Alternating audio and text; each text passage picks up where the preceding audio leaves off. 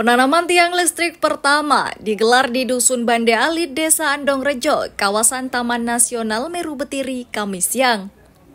Peresmian ini ditandai dengan penanaman tiang listrik pertama oleh Bupati Jember Muhammad Fawaid bersama jajaran manajemen PLN baik tingkat provinsi maupun UP3 Jember. Giat ini menjadi simbol komitmen pemerintah daerah dalam mendorong pemerataan pembangunan infrastruktur hingga ke wilayah-wilayah terpencil atau pinggiran. Kali ini, PT PLN UP3 Jember akan memasang sekitar 220 tiang listrik yang akan didirikan dengan jarak sepanjang 11 km dari gerbang pos pintu masuk sampai kawasan pantai Bande Alit. Bupati Jember Muhammad Fawaid mengapresiasi kerjasama antara Pemkab dan PLN untuk mewujudkan warga di kawasan TMNB dapat menikmati listrik.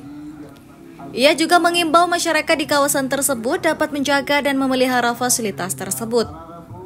Selain itu, program ini juga sebagai bukti nyata amanah Presiden Prabowo Subianto untuk memberikan fasilitas serta pemerataan pembangunan yang sama bagi seluruh masyarakat Indonesia.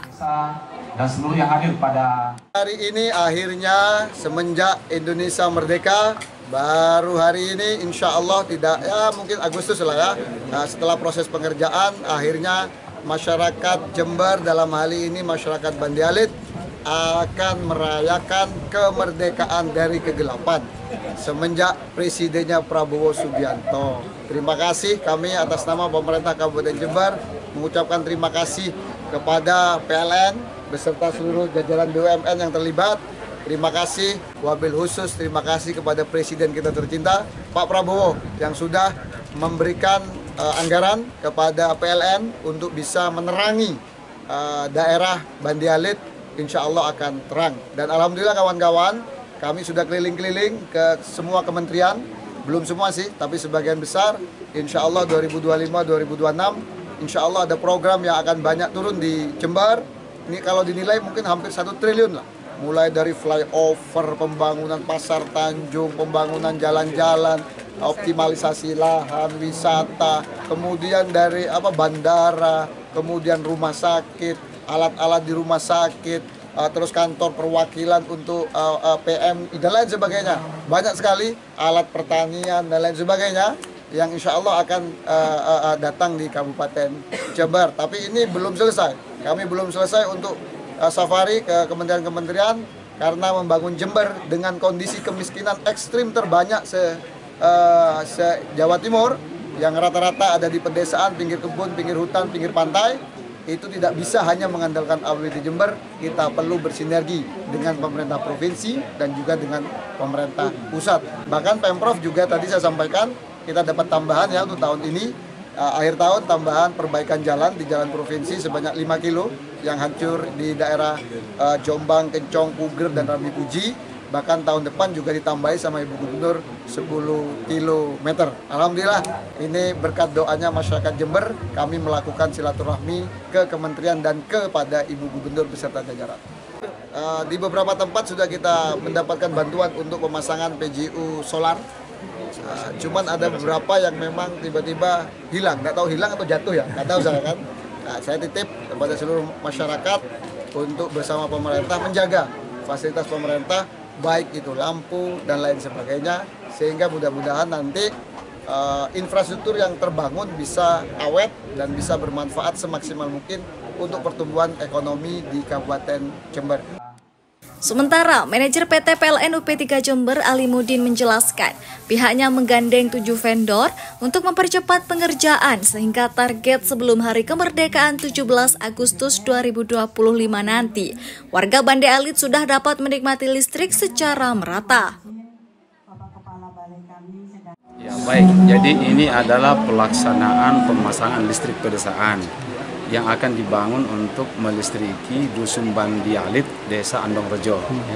Ini untuk panjang kilometer sirkuit jaringan tegangan menengah sepanjang kurang lebih 9 km.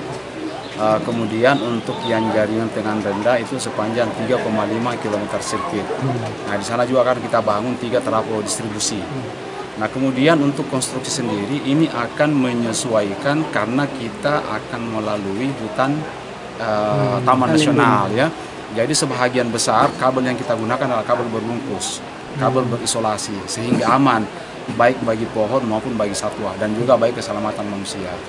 Itulah sebabnya sehingga perlu percepatan, sehingga kami di pelaksanaannya ini akan melaksanakan secara paralel.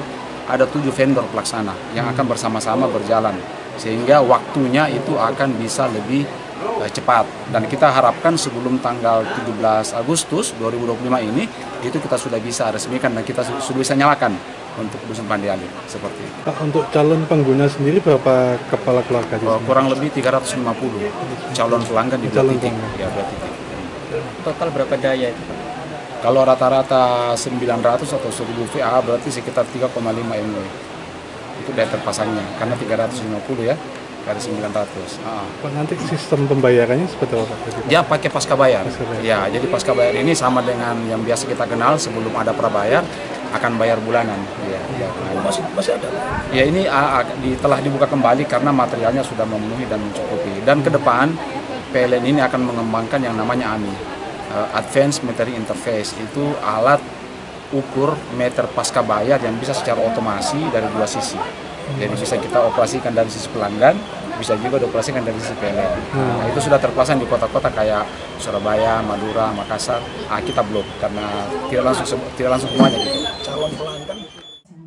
Diketahui ada sekitar 350 kepala keluarga di kawasan hutan Bande Alit yang akan menjadi calon pelanggan program ini.